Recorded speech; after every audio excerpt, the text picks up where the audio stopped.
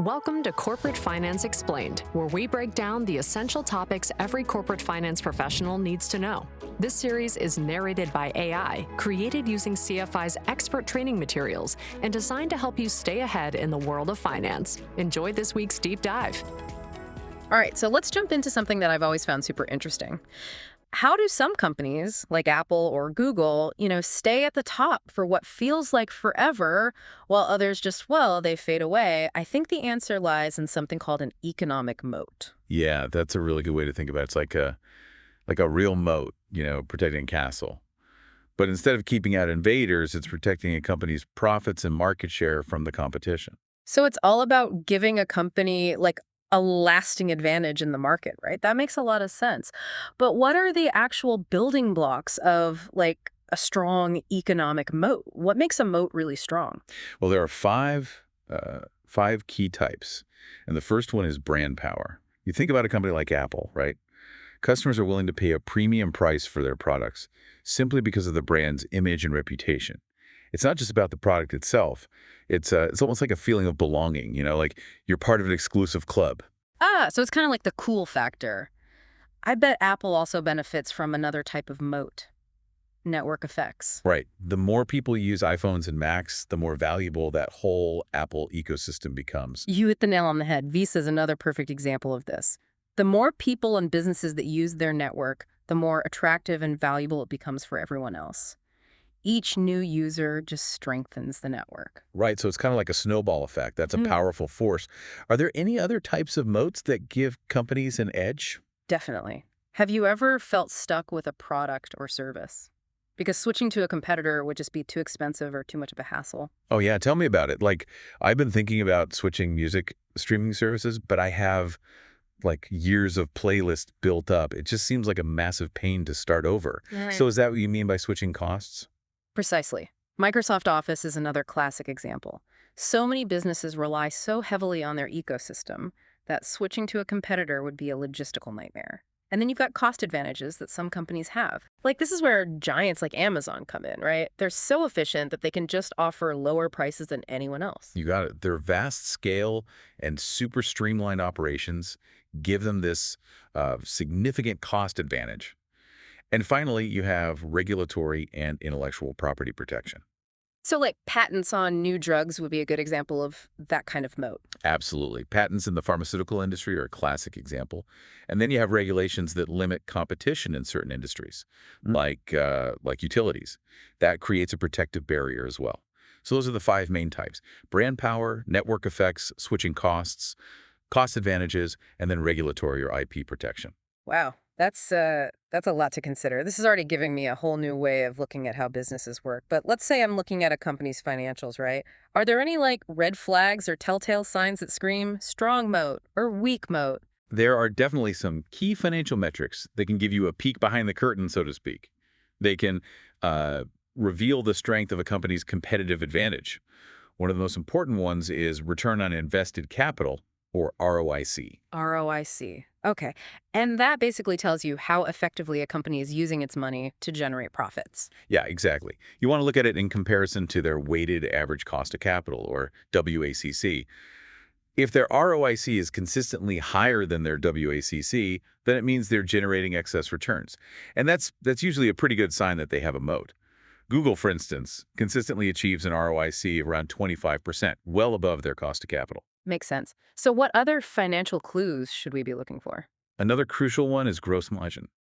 This tells you how much profit a company makes on each dollar of revenue after covering, the direct costs of production. Okay, so higher gross margin means more money left over for things like research and development and marketing and, profit, of course. Exactly. And companies with strong moats usually have high and stable gross margins over time. A great example is Apple. They consistently maintain gross margins around 40%. That gives them a lot of flexibility. They can invest heavily in R&D or even lower prices if they need to. That's impressive. Those high gross margins really show how their brand loyalty gives them pricing power. Are there any other financial metrics that can help us spot a moat? Yeah, one more key metric is sustained free cash flow growth. This tells us how much cash a company is generating after paying for, its operating expenses and capital expenditures. Strong, consistent free cash flow is usually a good sign of a durable moat. Visa, for instance, has seen its free cash flow grow every single year for over a decade. So strong ROIC, high and stable gross margins, and consistently growing free cash flow. Those are the financial fingerprints of a company with a solid moat. You got it. Those are the signs of a company with a durable, lasting competitive advantage. It's all starting to make sense now. But I gotta say, I'm a story person. Can we bring these concepts to life with some real world examples? Absolutely. Yeah. Let's start by looking at companies that have built incredibly strong moats and really, maintained them over time. Okay, perfect. And maybe we can learn from those who, maybe they had what seemed like a strong moat, but then things didn't work out so well. Sounds like a plan. Oh. We've already talked about Apple, Google, and Visa a little bit, but those are definitely worth exploring in more detail. Let's do it. Let's start with Apple. It's amazing how they've built such a dedicated following. How did they manage to create such a powerful moat? Apple really mastered the art of combining brand power with a really strategic approach to their ecosystem, Yeah. making it incredibly sticky for customers. Hmm. Remember those high switching costs we talked about? All their products, from their iPhones and Macs to their iCloud services and Apple Watch, are just seamlessly integrated. I've got to admit, once you're in that ecosystem, it's hard to imagine using anything else. But haven't there been times when Apple's closed ecosystem has kind of backfired? How do they balance, control with innovation?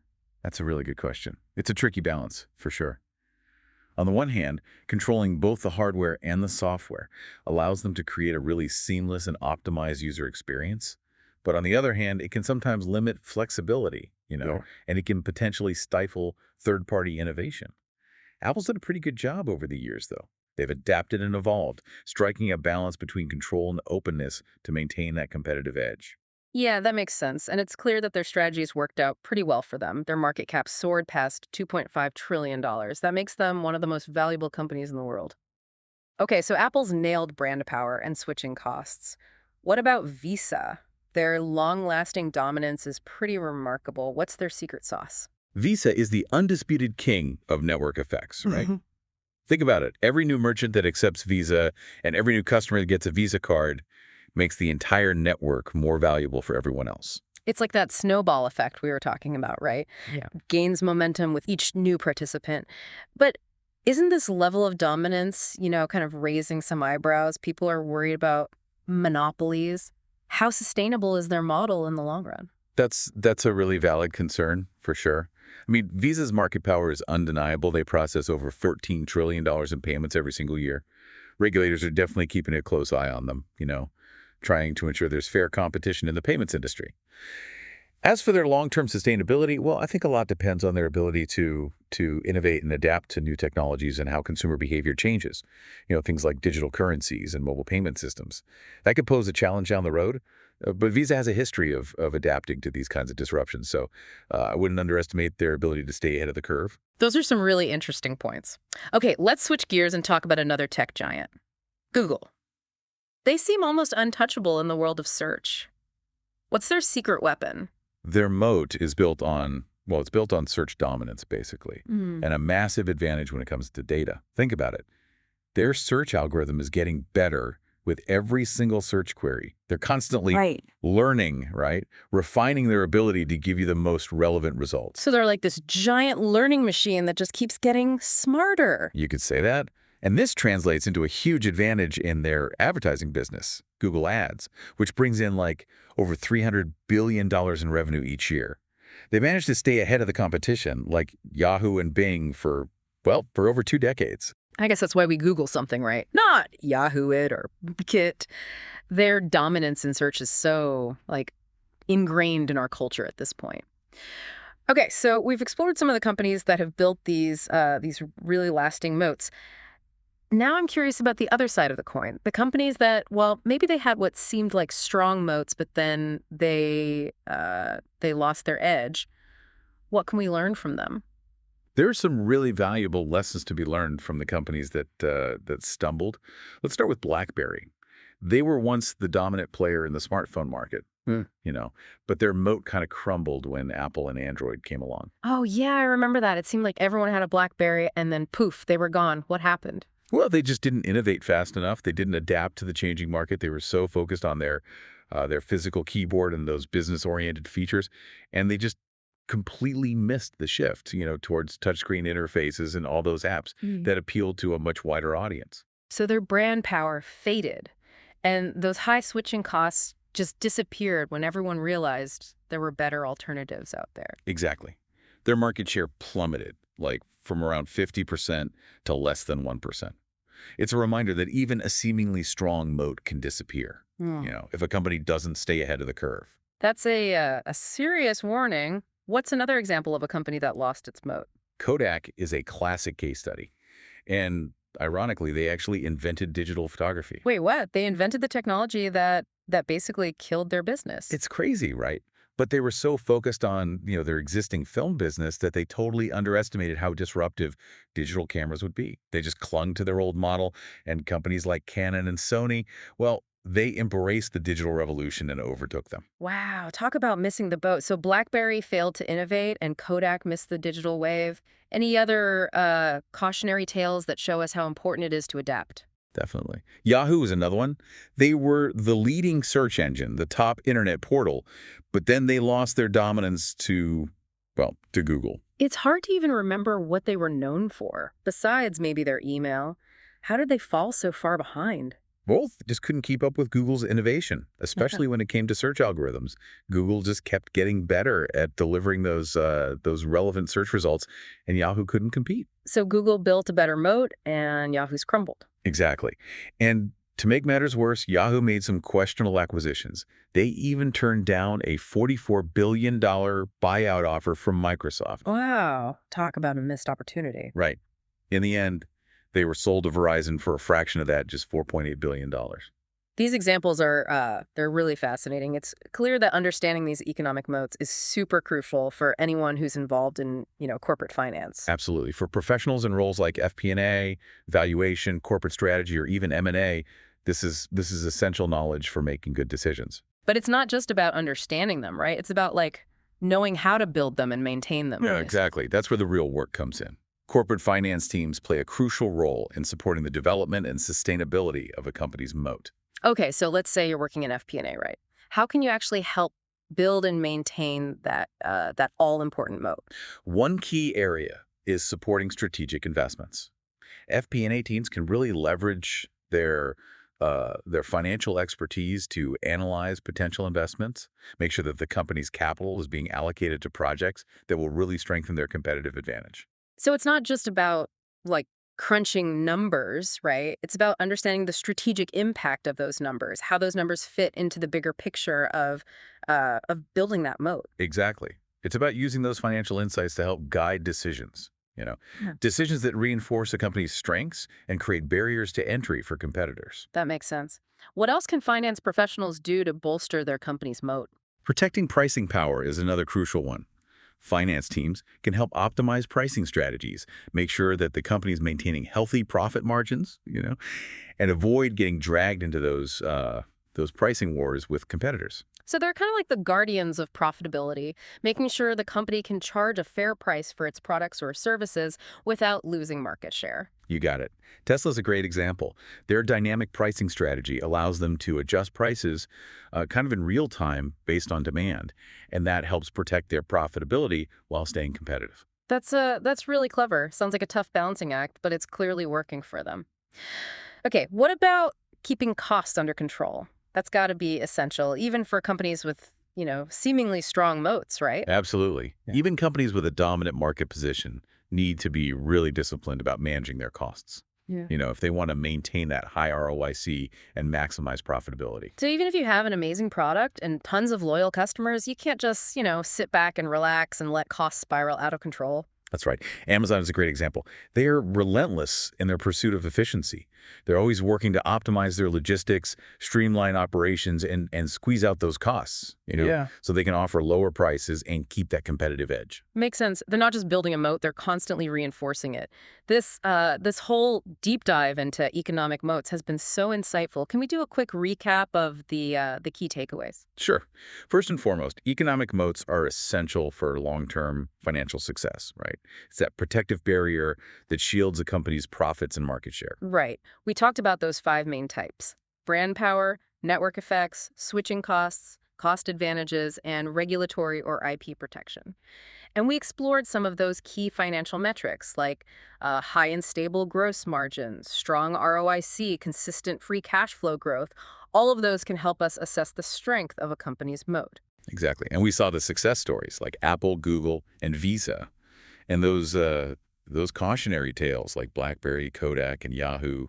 The business landscape is always changing, so adaptability is just as important as having a strong moat to begin with. What does all this mean for our listener, especially if they're trying to, navigate the world of corporate finance? Well, if you're in FP&A, valuation, or any other finance-related role, your job is to assess and support the durability of your company's competitive advantage. So you're basically the moat protector, the guardian of long-term profitability. Yeah, that's a great way to put it. By understanding how economic moats work and how to identify them in financial data, you can help your company make smart decisions, strategic decisions that will set them up for success down the road. I love that. This whole conversation is really giving us a framework for understanding how the business world works. But before we wrap up this part of our deep dive, I want to leave you with one final thought. Think about all the companies you interact with every day, the ones you buy stuff from, the services you use. Which ones seem to have the strongest moats? And which ones seem, well, a little bit vulnerable? That's a great exercise. It really helps you see things in a new light. Observing the business world through the lens of economic moats can give you a whole new level of insight into how companies succeed or fail. That's a really great point. It really does make you think about those companies in a different way. Yeah, it's amazing how this idea of, economic moats can really help us understand what's going on in the real world. We've talked about some of the big players, Apple, Google, Visa, but are there any other companies out there that you think are doing a particularly good job of building and maintaining their moats? Oh, there are so many. One that comes to mind is Microsoft. They've really reinvented themselves over the past few years. They've carved out a really strong position in cloud computing with Azure. Yeah, it's true. For a while, they were seen as like this old school tech company, but Mhm. they've really adapted and become a major player in the cloud. Exactly. And they already had this really solid foundation with their dominant position in enterprise software. Like, think about Windows and Office, right? Remember those high switching costs we talked about? Hmm. But they saw this massive shift towards cloud computing.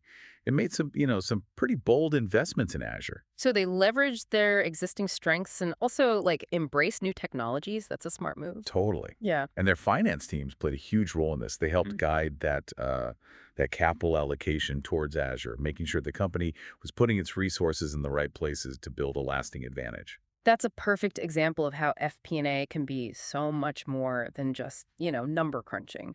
It's about strategic decision making and having that long-term vision. Couldn't agree more.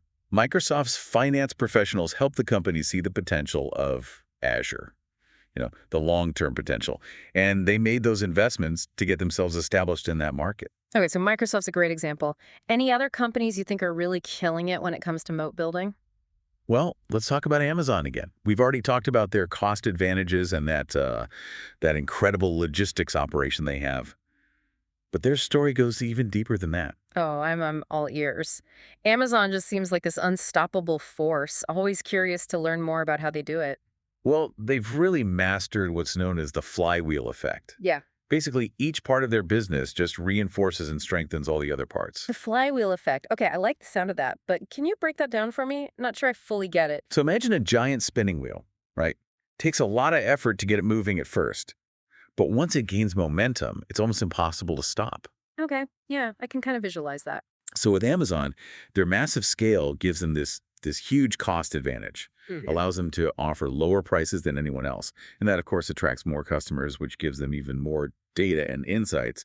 And then they use that data to improve their offerings even more and keep those cost advantages going. So it's like this self-perpetuating cycle of growth and dominance. Precisely. And their Prime membership program plays a huge role in this whole flywheel. Ah, Prime, yes. I have to admit, I'm totally hooked on that free 2-day shipping. It's brilliant. They've created this incredible customer loyalty program.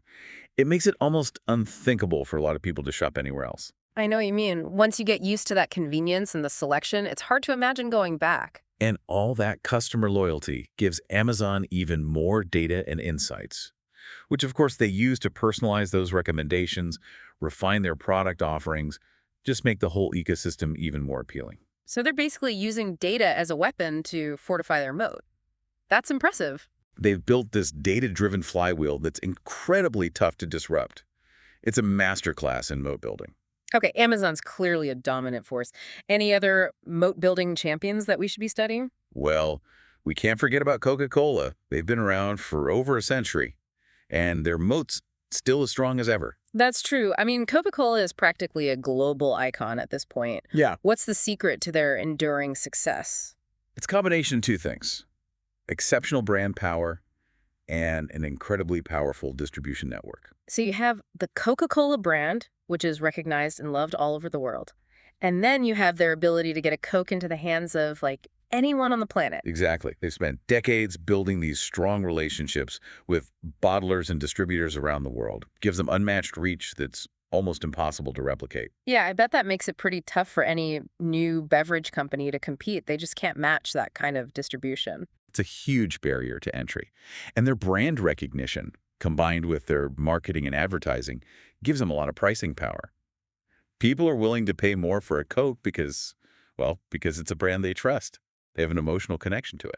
It's amazing how they've managed to stay relevant for so long. I mean, over a century in business. That's incredible. It really is. It speaks to their marketing and their ability to, adapt to changing tastes while staying true to their core brand. Coca-Cola is a good reminder that even in, what seems like a simple industry like beverages, a strong moat can be the key to long-term success. Absolutely. They've proven that combining brand power with a strong distribution network can be a really effective moat strategy. I'm starting to see a pattern here. It seems like the companies that are really successful, the ones that last, are the ones that can combine different types of moats. It's not just about having one strong advantage, right? It's about layering those advantages to create a truly formidable defense. You're absolutely right. The companies with the most durable moats, the ones that are really hard to break down, are the ones that create these multi-layered defenses. Like Apple, with their brand, their customer loyalty, and that tightly controlled ecosystem. Or Amazon, with their cost advantages, their massive distribution network, and that data-driven flywheel. It's like building a fortress with, like, multiple walls and a moat full of crocodiles. I love that analogy. It's about creating this web of competitive advantages that make it really hard for anyone to attack your position. It's about making yourself as close to untouchable as possible. This has been so eye-opening. It's amazing to see how these ideas actually play out in the real world, how they can make or break a company. It's fascinating, isn't it? It really shows you how much strategic thinking and long-term vision goes into building a truly successful business. And that financial discipline. We've covered a lot of ground, but before we move on, I want to, bring it back to our listener for a minute. We've talked about these different types of moats, seen how they work in the real world, but what can our listener actually do with this knowledge? How can they apply it to their own lives? Whether they're, investors or entrepreneurs or just people who are curious about business. That's a great question. One of the most valuable things you can do is start looking at the companies you interact with through the lens of economic moats. Start asking yourself some questions. Okay, I like where this is going. What are their core competitive advantages? What really sets them apart from the competition? Right. Do they have a strong brand? Are their customers super loyal? What makes them unique? Are their products or services hard to copy? Do they have something that's truly different? Or do they have a cost advantage, something that lets them offer the best prices? And maybe most importantly, are they making investments that will actually strengthen their moat in the future? Yeah. Are they innovating? Are they adapting to change? By asking these questions, we can really start to understand why some companies succeed and others, well, they don't. It's like having a secret decoder ring. Exactly. It gives you this framework for understanding how business really works. I love that. Once you understand these dynamics, you can make better decisions, whether you're investing your money or, starting a new business, or even just deciding where to spend your money as a consumer. It can really change the way you see the world. I totally agree. It's about realizing that business success isn't just about luck, or being in the right place at the right time. It's about making smart choices, choices that create lasting advantages, choices that set you apart. This has been incredible. I feel like I have this whole new understanding of how businesses work, what really drives success over the long term. Me too. It's amazing what we can learn from studying those companies, the ones that win and the ones that lose. The successes and the cautionary tales, they all have so much to teach us. Okay, so we've covered a lot, but I know there's still more to explore. What does the future hold for this whole idea of economic moats? That is the question. The world of business is always evolving, but I think we've built a good foundation here today. Yeah, we've looked at the different types of moats, learned how to spot them, talked about why they're so important for long-term success. But I'm curious, are there any new trends, any new types of moats emerging that we should be keeping an eye on? What does the future of economic moats look like in a world that's changing so fast? That's a great question. What does the future hold for this whole concept of moats in a world that's changing so rapidly? That's right. We've covered the classic ones like brand power and network effects, but the business world never stands still. Are there any new types of moats emerging that we should be paying attention to? One trend I find really fascinating is the growing importance of data as a moat. Yeah, we touched on this a little bit with, Google and Amazon, but it sounds like data is becoming even more crucial for businesses today. Oh, absolutely. Mm. In the past, companies built moats based on things like physical assets, factories, distribution networks, or they relied on things like patents and government regulations to protect their position. Right, but now it seems like data is like the most valuable asset a company can have. I think you're right. Think about companies like Facebook, Netflix, even Tesla. They're all gathering huge amounts of data on their users. And they're using that data to, personalize their offerings, improve their algorithms, really understand their customers' needs and behaviors. Exactly. That kind of data advantage is really tough for competitors to overcome. It's like having this treasure chest of insights constantly growing that lets you make better decisions and stay ahead of everyone else. So data is becoming this kind of intangible moat, right? Just as powerful, if not more so, than the traditional moats. I think that's a great way to put it. But it's not just about having a lot of data.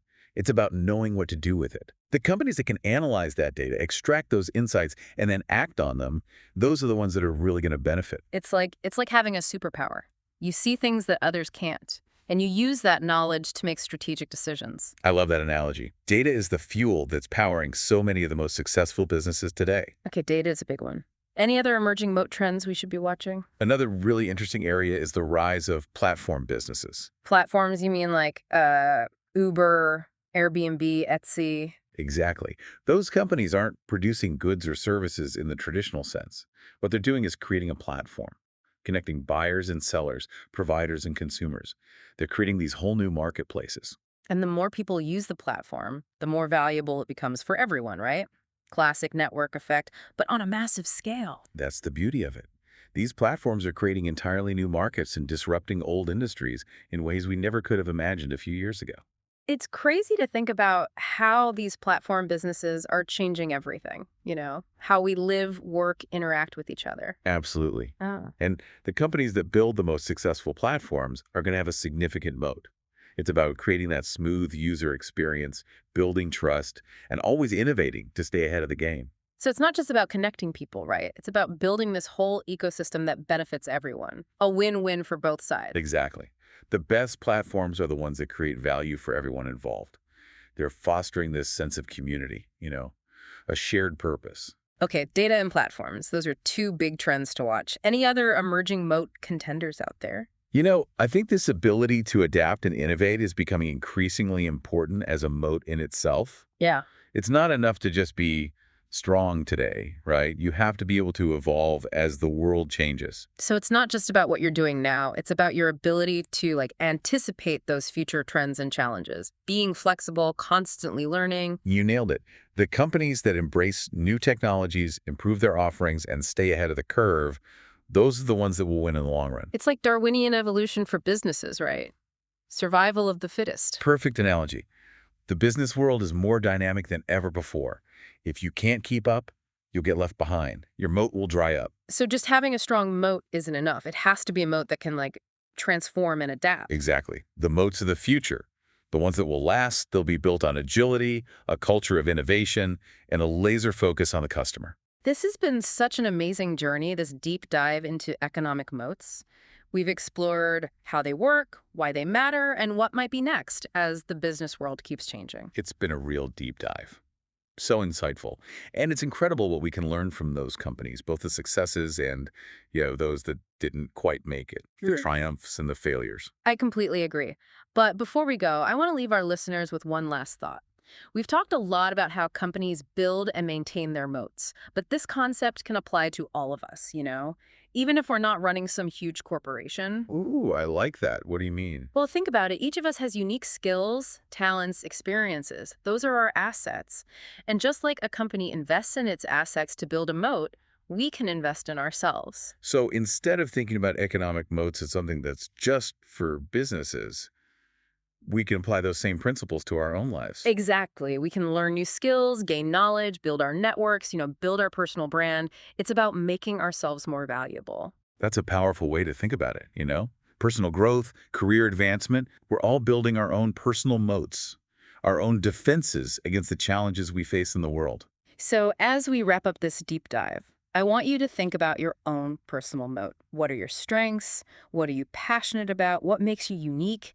And how can you keep investing in yourself? How can you make your moat even stronger? That's such a great question to think about. Taking the time to reflect on those things can open up some amazing possibilities. Well, on that note, it's time for us to say goodbye.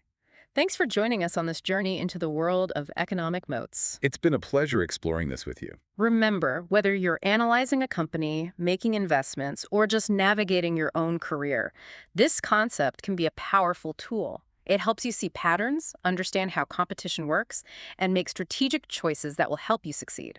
Until next time, keep learning, keep growing, and keep building that moat. And don't forget to share this with anyone who might find it useful. The more we all understand about economic moats, the better we'll be able to navigate this crazy world of business. Thanks for listening. Thanks for listening to Corporate Finance Explained. If you found this episode valuable, be sure to check out more episodes and explore CFI's highly rated courses at corporatefinanceinstitute.com.